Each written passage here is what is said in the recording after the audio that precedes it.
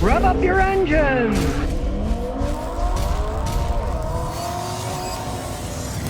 Well, they just came out with a list of the 10 most unreliable cars in America, and I gotta agree with most of them. The Tesla Model Y, the Chrysler Pacifica, all got equivalent terrible marks for unreliability. The Volkswagen Tiguan and the Volvo XC90 were also tied, and they were even more unreliable than the Tesla Model Y and the Pacifica. Then the Corvette and the Silverado 1500, they are on the list as top 10 most unreliable vehicles. I agree with that entirely. And the least reliable car on the top 10 list of something you probably shouldn't buy unless you like unreliability is, ta-da, the Mercedes-Benz GLE. I agree with that entirely. I did a video on one. The guy hated the car. Paid a bunch of money for it, but it was terrible. Then Ford had a couple on the top 10 list. The 2022 Ford Mustang. They claim, I guess, they're not going to be making gasoline ones for all that much longer. As was the 2022 Ford Explorer, which has had a history of unreliability. So now you know 10 of the most unreliable vehicles out there, probably ones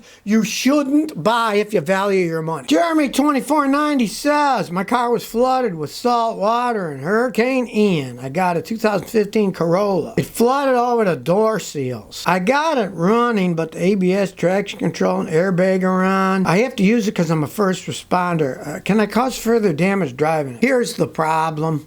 It came in through the door. Any insurance company would total your car. If you have full coverage, take it in, they'll total it. Go buy another car and get some money. If you don't have full coverage, you're screwed because salt water destroys the vehicle. What you see now is just the beginning. ABS, traction light and stuff. That salt water gets in the computer circuits, gets in the wiring, it starts eating it up.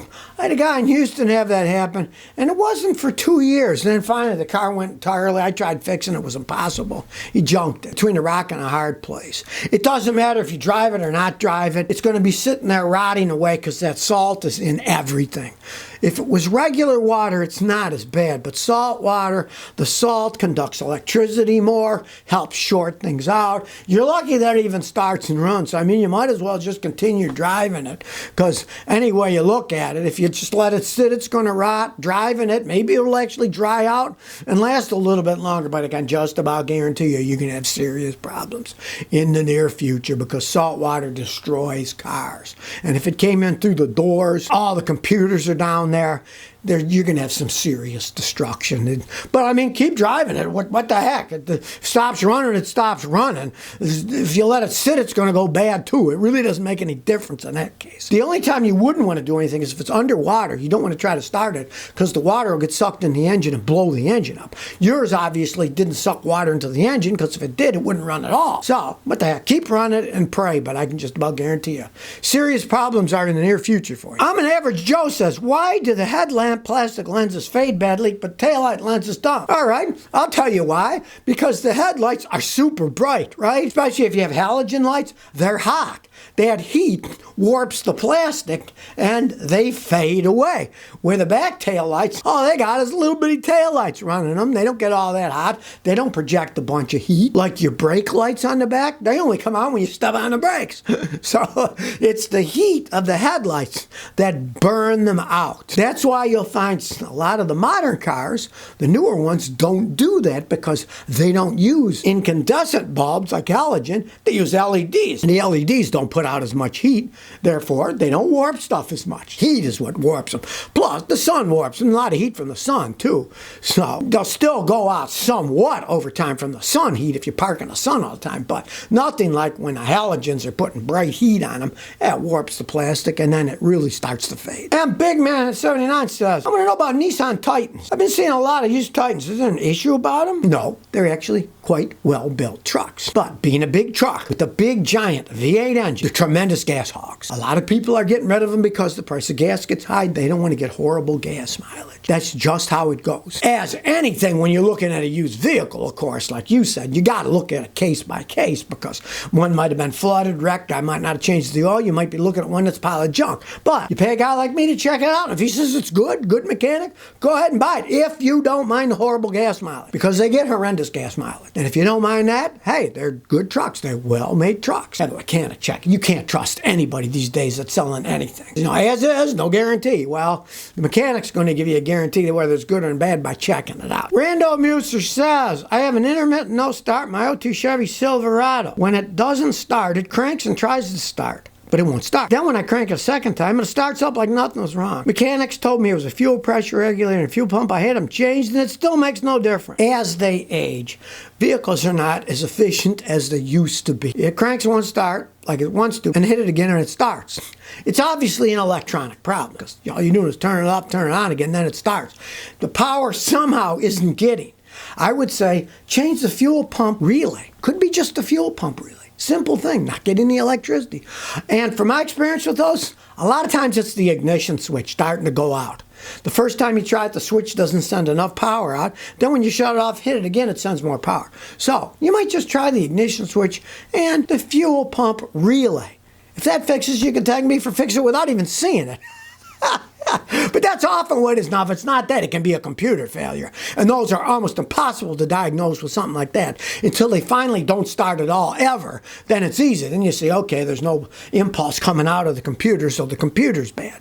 If power's going in to the computer, not out, you know the computer's bad. But yours is so iffy, doesn't start, shut it off, start it, and it starts right up. It'd be very hard to diagnose the computer until it finally went out. Harold says, Scotty, I got an '04 F-150. The cruise control and the overdrive will not work sometimes. Then they both will work. What's the problem? I think it's connected. The cruise control has to set through the speedometer. The overdrive works by certain speeds it shifts into overdrive. Either you probably have a wiring problem that feeds them both, or you might check this out, because I fixed a lot of them that way. If the speed sensor in the transmission that tells the speedometer what the speed is going bad intermittently, it'll shut off the overdrive and it will shut off the cruise control, because they're related like that. It's real easy to get the speed sensor, unscrew it from the transmission, put a new one on. They could easily fix both problems. And of course, check the wiring while you're there. It's on the bottom of the transmission, and of course, so you live up north where salt water gets in, it could have intruded on the connector and it doesn't work right anymore. Look at it, if you pull the connector off and you look and it's all green and corroded, clean it all off with some spray electrical cleaner or wire brush, put it back together, maybe that'll fix it.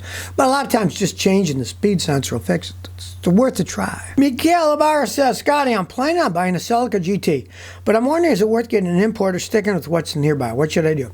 Well, if you live in an area that rusts, you don't want a rusty one. You get it from an area where they don't rust. I'm not a big fan of getting the import ones from Japan for two reasons. One, they're right-hand drive. If you've ever driven a right-hand drive in the United States, it's a pain in the butt. It's not safe. You're on the wrong side. The other thing is, the ones they sell in Japan are a little bit different, and getting parts from them might be a pain in the wazoo. Trying to get ones that are going to fit right, that are going to work right. So, if I were you, try to find a local one somewhere in the United States where it doesn't rust and go that route, because the imported ones in Japan, they really don't have a problem with cars rusting and stuff, but they are slightly different than their right-hand drive, and it's a pain. Try driving a right-hand drive car in the United States. You'll see, because I've driven left-hand drive cars on the British Virgin Islands where they drive on the other side of the road, but all the cars come from Florida, and that was a pain in the butt too. Off the line says, morning Scotty, it's a 2016 3.8 Hyundai Genesis R-Spec Coupe, a good car, 120,000 kilometers with a new motor about 2,000 miles ago. Let's put on our thinking caps. 2,000 miles ago it had a new motor, and the car's only got like 80,000 miles on it now. That tells you they aren't very well made. And when they say a new motor, what do they mean? See that over and over again. Oh man, I got a new motor in my car. And I'm like, they don't even make new motors for your car. You either got something from a junkyard or one that somebody supposedly rebuilt. Who knows if they rebuilt it right? I would not touch a used Genesis like that. They are not like Lexuses or Hondas or Acuras. They don't run forever. They wear out. And usually around 100,000 miles or so, they get pretty worn out. I would not buy one. No, I wouldn't buy one anyways, and I definitely wouldn't buy a used one. The fact that it had to have an engine already tells you they're not made that well. Slide 257 says, how do you know when you need to change the air-fuel ratio sensor on your car? They used to call them oxygen sensors because they measured the residual oxygen in your exhaust so they could adjust your fuel injection system so the car ran right? Then years ago, they went to a more sophisticated system, and the sensors look the same, but now they're called air-fuel ratio sensors. They're much more accurate. If you buy good gas, changing your oil oil regularly, your engine doesn't burn oil, they should last forever. You don't really need to change them. They're super expensive. Some of them are $400 or $500 a piece, and they can be a real pain to change out. They have precious metals that never wear out. You buy good gas, change your oil regularly, take care of your engine, it doesn't overheat. They should last forever. Now, if they do go bad, and really bad, they'll trip codes. Mechanics like me can just hook our computer, look at it, and say, well, it says that's a problem. Then we do a bunch of tests with our machines. We got laptops that we hook up to test the systems, and they'll say whether the sensor's bad or not. But normally you just leave them alone. You don't have to change them. They're not like spark plugs. So if you never want to miss another one of my new car repair videos, remember to ring that bell.